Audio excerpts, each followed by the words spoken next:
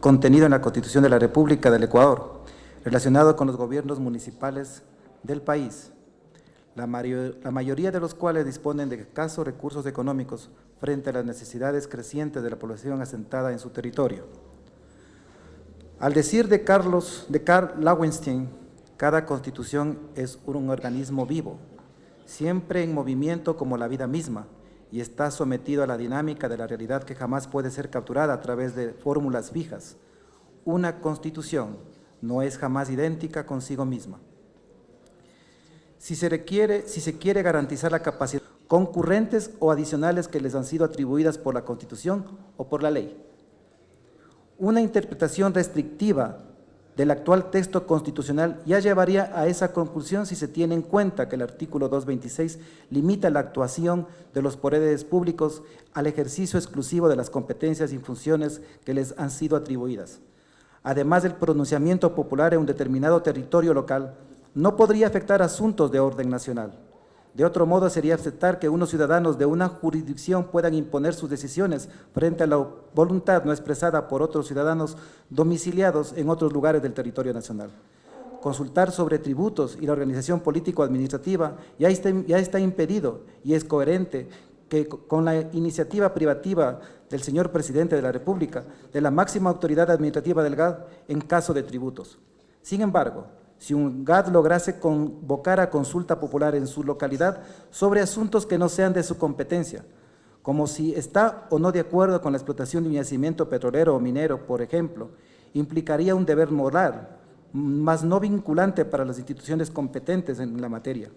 cuyas consecuencias sociales pueden ser graves, pero no podría afectar la validez de la decisión sobre su explotación, tal vez que no puede vincular, sino únicamente a los individuos que produjeron tal decisión. De otra parte, una interpretación amplia de la eliminación de la frase sobre cualquier asunto podría no tener incidencia, puesto que al determinar como principio que la ciudadanía puede convocar a una consulta popular, puede dar por entendido que no existen límites, tanto más que en ellos radica la soberanía popular.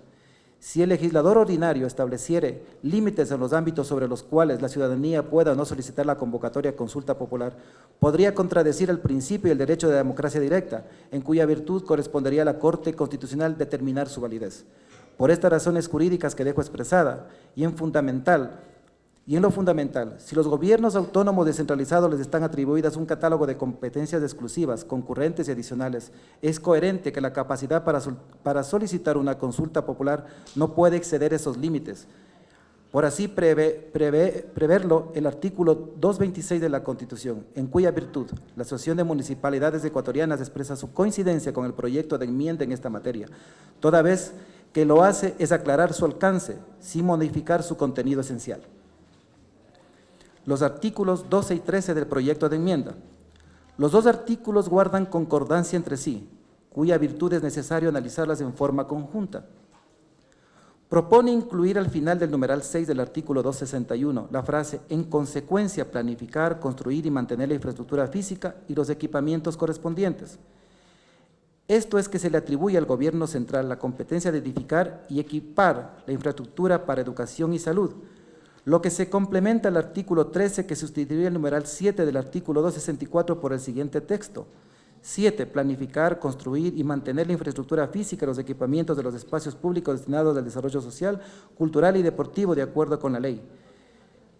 Previa autorización del ente rector de la política pública, podrían construir y mantener una infraestructura física y los equipamientos de salud y educación. Esta modificación elimina la competencia atribuida a los gobiernos municipales para planificar, construir y mantener estructura física y los equipamientos de salud y educación, salvo que cuenten con autorización del respectivo ente rector, cuya competencia será exclusiva del gobierno central.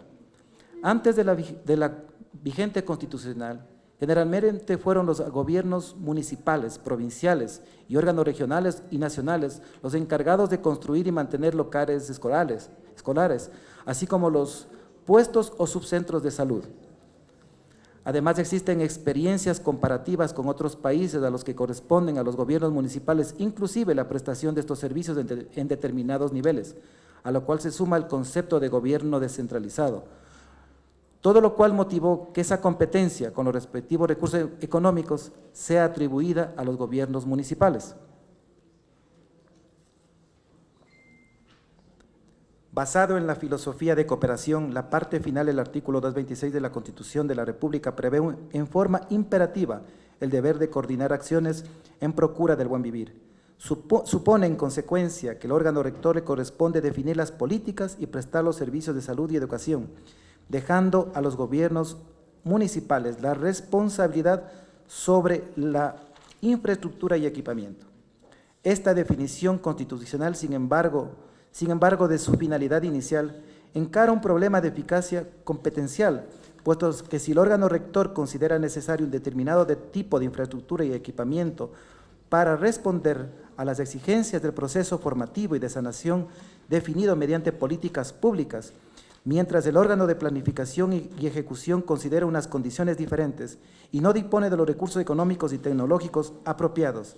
y ser causa del conflicto a la hora de implementar el ejercicio eficiente en la materialidad de esa competencia. La responsabilidad de la prestación de los servicios sociales en materia de educación y salud corresponde al nivel de gobierno nacional. La infraestructura y el equipamiento resultan complementos esenciales para asegurar el acceso en condiciones adecuadas, en cuya virtud la modificación constitucional propuesta es coherente con el objetivo fundamental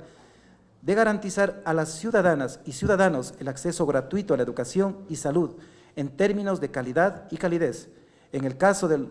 los sectores aledaños a la ciudad o en el sector rural, no impide que los gobiernos municipales que estén en capacidad de construir la infraestructura, equipar los locales educativos y salubristas, previo convenio con el Ministerio Sectorial, puedan favorecer a las personas de aquellos sectores. Como consecuencia de lo que dejo expresado, la eventual aprobación de las modificaciones constitucionales relacionadas con la infraestructura y equipamiento en materia de educación y salud, para que sea de única y exclusiva competencia del nivel de gobierno nacional, entendido como sistema de conjunto de políticas, instituciones, personas, bienes, instrumentos y todo aquello que se requiera para cumplir los objetivos relacionados con esos servicios esenciales para las personas, desde el punto de vista técnico, no afecta a los gobiernos municipales ni imponen riesgo alguno a los destinatarios de los derechos, las y los ciudadanos. Aquellos gobiernos municipales que ahora destinen recursos económicos para ese propósito podrán atender de mejor manera la prestación de los servicios públicos de su competencia exclusiva, como la dotación de agua potable, alcantarillado, recolección y procesamiento de basura, equipamiento de espacios públicos de calidad y otras tantas de mucho interés ciudadano. El artículo 17. El último artículo propone modificar la disposición transitoria primera numeral 9,